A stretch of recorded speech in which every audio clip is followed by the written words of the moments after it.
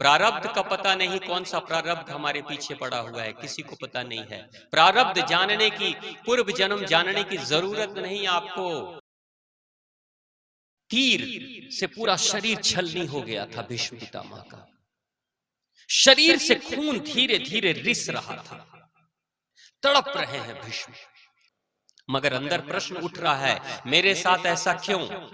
प्रत्येक व्यक्ति जब समस्याओं में जाता है तो एक ही प्रश्न उसके साथ उसके मन में उठता है, मेरे साथ क्यों, मेरे साथ ऐसा क्यों हो रहा है।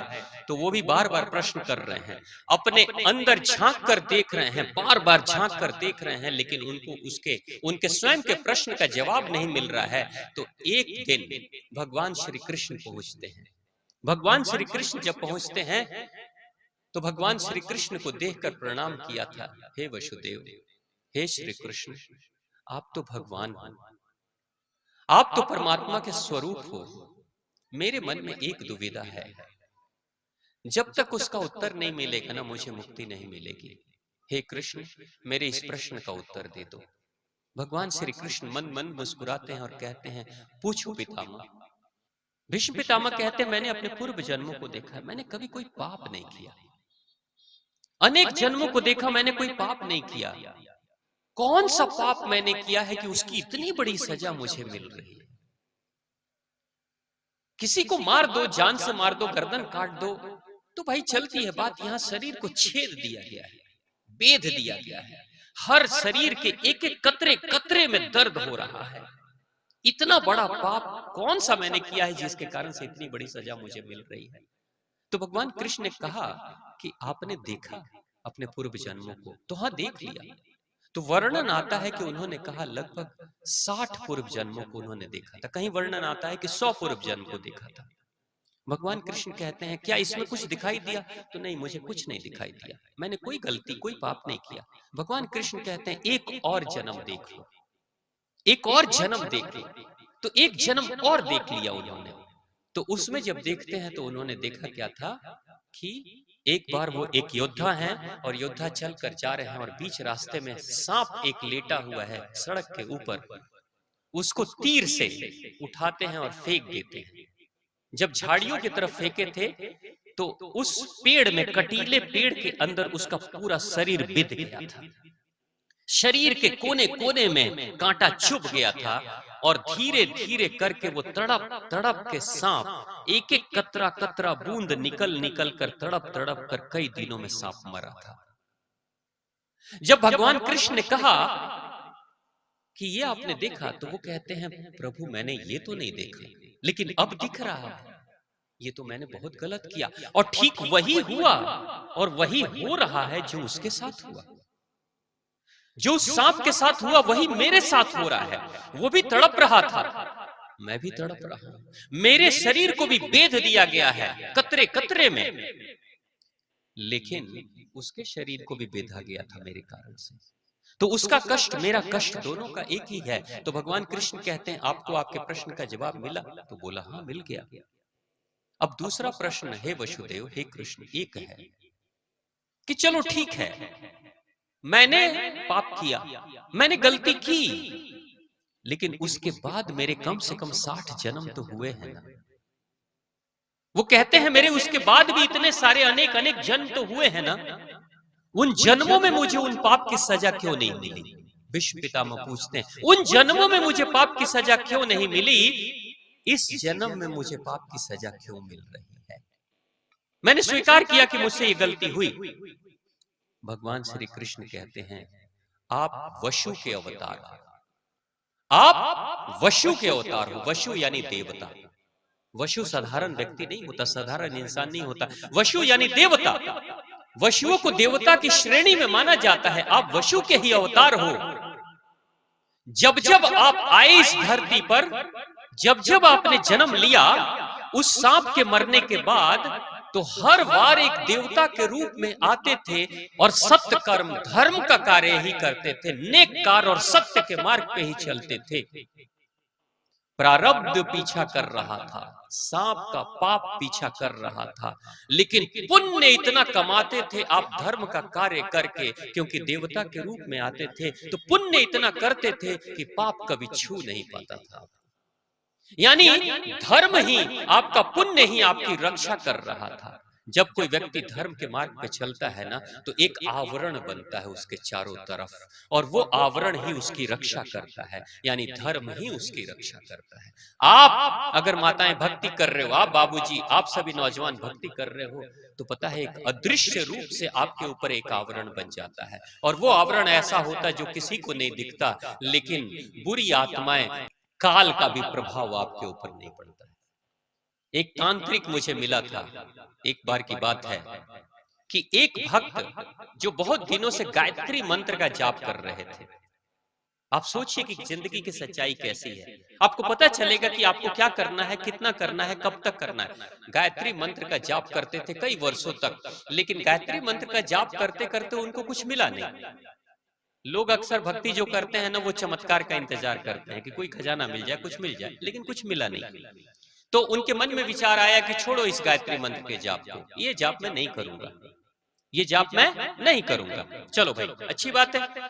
तो वो एक सन्यासी से, साधु से मिलते हैं और कहते हैं गायत्री मंत्र का जाप बहुत साल किया, और वो जो सन्यासी था वो तांत्रिक था। तो उसको कहते हैं कि आप कोई ऐसा मंत्र दे दो, प्रभावशाली मंत्र दे दो, जिससे कि मेरी शक्ति तुरंत से बढ़ जाए। तो उन्होंने कहा चलो मैं तुम्हें भैरव का मंत्र देता हूं, भैरव का जाप करोगे ना तो आपके पास शक्ति चली आएगी, जो चाहोगे इस दुनिया में आप कर लोगे। तो उन्होंने बोला ठीक है, मैं गायत्री मंत्र का जाप बंद करता हूं, भैरव का जाप शुरू कर देता हूं, और शुरू कर दिया था। और ये घटना मैं बता रहा हूं, ये हरिद्वार ऋषिकेश की घटना है। उस साधक ने बताया था कि मेरे साथ ऐसी घटना घटी। भैरव का जाप वो करने लगे, लगातार जैसे नियम बताए उस नियम के अनुसार से भैरव का जाप लगातार 1 वर्ष तक करते रहे।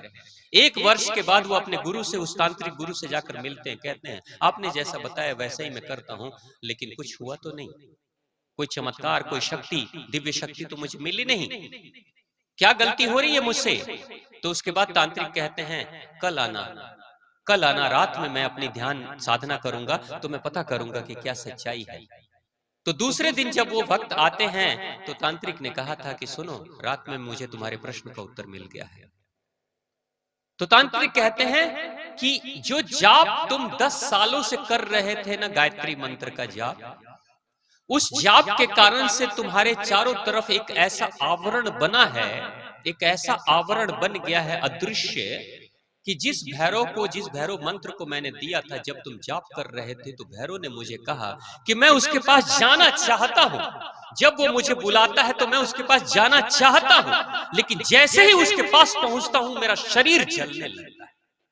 जैसे ही उसके पास पहुंचता हूं मेरा शरीर जलने लगता है, मैं उसके पास नहीं जा पाता हूं, बुलाता तो है लेकिन पास नहीं जा पाता हूं। उस दिन उस सन्यासी को महसूस हुआ 10 साल मैंने जो गायत्री मंत्र का जाप किया वो कोई व्यर्थ नहीं गया। उस दिन महसूस होता है, और तब पता चलता है कि भाई मैंने जो किया, पुण्य कमाया, वो व्यर्थ नहीं है। जब भैरव को ये शक्ति रोक सकती है तो दूसरी शक्तियां जो आज तक मुझे छू नहीं रही है, तो कहीं ना कहीं मेरी रक्षा तो हो रही है।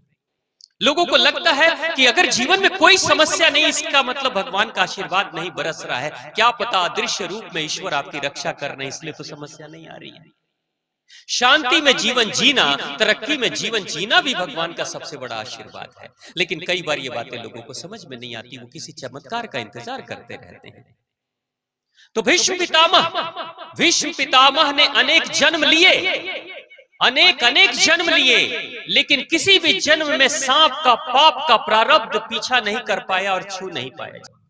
किसी भी जन्म में वो सांप का जो पाप है, उनके कर्म का जो पाप है, उसको छू नहीं पा रहा था। भीष्म पितामह को भगवान कृष्ण कहते हैं, हे वशु, आपने अपने पूर्व जन्मों में सत्कर्म और धर्म का कर्म ही किया, जिसके कारण से एक आवरण चारों तरफ बना हुआ था, प्रारब्ध आ रहा था, दस्तक दे रहा था आपकी किस्मत पे, लेकिन आपको छू नहीं पा रहा था, क्योंकि आपका पुण्य इतना बड़ा था कि पाप उसके सामने छोटा हो जा रहा था। इसलिए जैसे होता है ना, व्यक्ति जो कोरोना के समय, इस पूरे कोरोना काल में आपने देखा होगा, कोरोना का वायरस उसी व्यक्ति को पकड़ रहा था जो शरीर से अंदरूनी शक्ति से कमजोर था। जितने लोग कमजोर थे उसके ऊपर वायरस का अटैक होता था, जो शक्तिशाली मजबूत थे उसको कोरोना का वायरस कुछ नहीं कर पाया। क्यों? यानी कि अंदरूनी शक्ति जिसके पास होगी बाहर की बीमारियां उसको छू नहीं पाएगी, अंदरूनी शक्ति कमजोर हो जाएगी, बाहर की बीमारियां हावी हो जाएंगी। यानी जिसका पुण्य कम हो जाएगा, जिसका धर्म कम हो जाएगा, जिसकी आध्यात्मिक शक्ति कम हो जाएगी, उसके ऊपर बुराइयों की शक्ति हावी हो जाएगी। विष्णु ने पूछा, क्या कारण है बताओ मुझे। इस जन्म में कारण ये है कि आपने जो भोजन किया वो पाप का भोजन था। दुर्योधन का अर्थ होता है वो दूषित धन। दुर्योधन का अर्थ ही होता है दूषित धन कमाने वाला।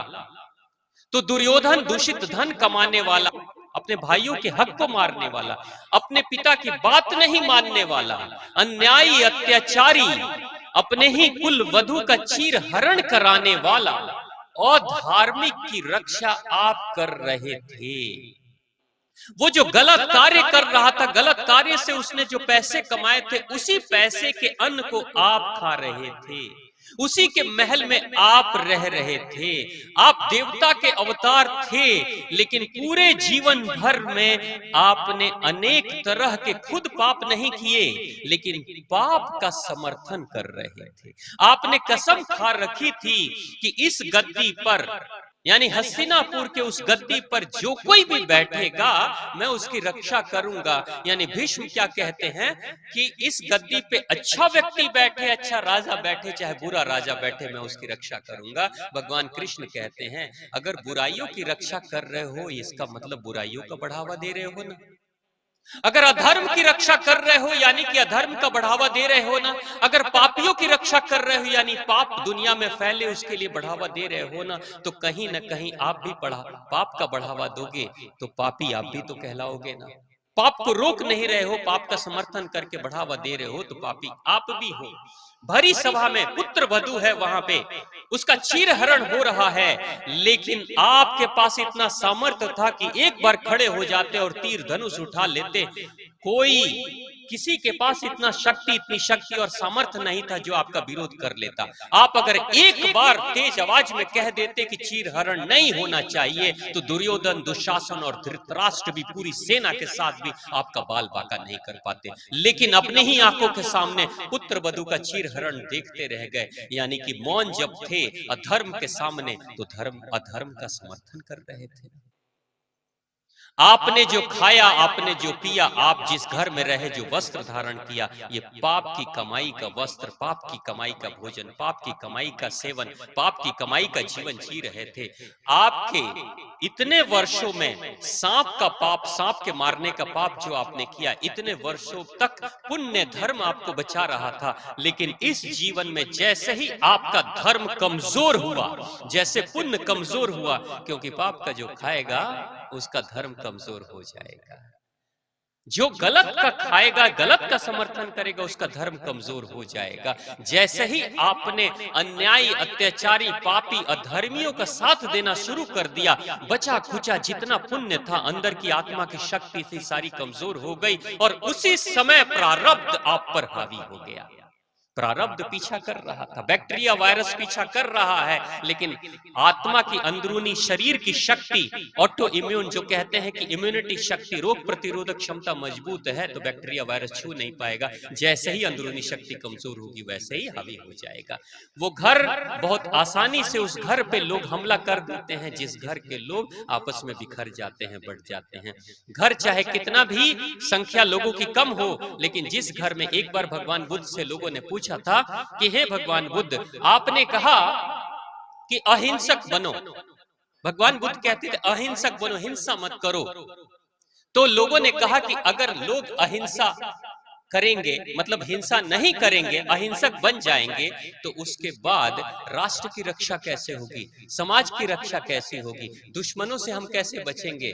तो भगवान बुद्ध ने एक बड़ी अच्छी बात कही थी कि जिस परिवार में छोटे लोग बड़ों को सम्मान दे रहे हैं, जिस परिवार में बुजुर्गों को सम्मान मिल रहा है, जिस परिवार में स्त्रियों को सम्मान की दृष्टि से देखा जा रहा है, जिस परिवार की बड़ी बहुएं छोटों को प्रेम दे रही है और बड़ों को सम्मान दे रही है, जिस परिवार में भाई भाई में प्रेम होता है, जिस परिवार के छोटे बच्चे बड़ों की बात मानते हैं, उस परिवार में संगठन तो स्वतः ही होता है, क्योंकि जहां प्रेम और सम्मान है वहां संगठन होगा, और जहां संगठन होगा उसके ऊपर कोई दुश्मन हावी नहीं हो सकता है। यानी जब आप कमजोर होगे, जब आपका परिवार कमजोर होगा, तो शत्रु आप पे हावी हो जाएगा। शत्रु से लड़ने की जरूरत नहीं, अपनी शक्ति बढ़ा लो, प्रेम श्रद्धा भक्ति के माध्यम से, सौहार्द के माध्यम से बढ़ा लो। शत्रु आपका बाल बाका नहीं कर पाएगा, चाहे कितना भी शत्रु बाहर खड़ा हो।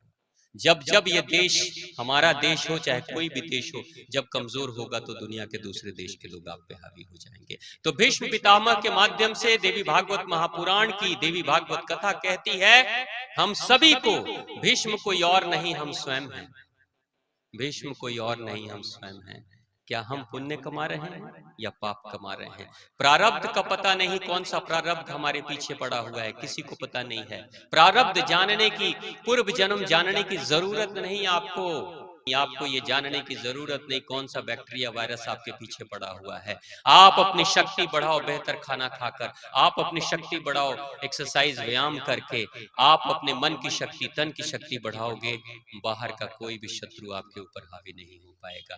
धर्म की शक्ति, धर्म जब बढ़ाता है व्यक्ति तो धीरे धीरे धर्म ही उसकी रक्षा करता है। लेकिन प्रश्न ये उठता है कि आप धर्म बढ़ा रहे हो, पुण्य बढ़ा रहे हो या पाप बढ़ा रहे हो? ये पूछिए, क्योंकि भीष्म पितामह हमारे पूर्वज हैं, भीष्म पितामह हमारे गुरु हैं। वो कहते हैं, जब मैं तीर की सैया पे सो सकता हूँ, एक वशु, एक देवता जब तीर के सैया पर सो सकता है, जब एक देवता भी पाप करेगा, गलत करेगा, पाप का भोजन करेगा, तो निश्चित तौर से उसके ऊपर भी प्रारब्ध, पाप वाला प्रारब्ध हावी होकर उसे सजा दे सकता है।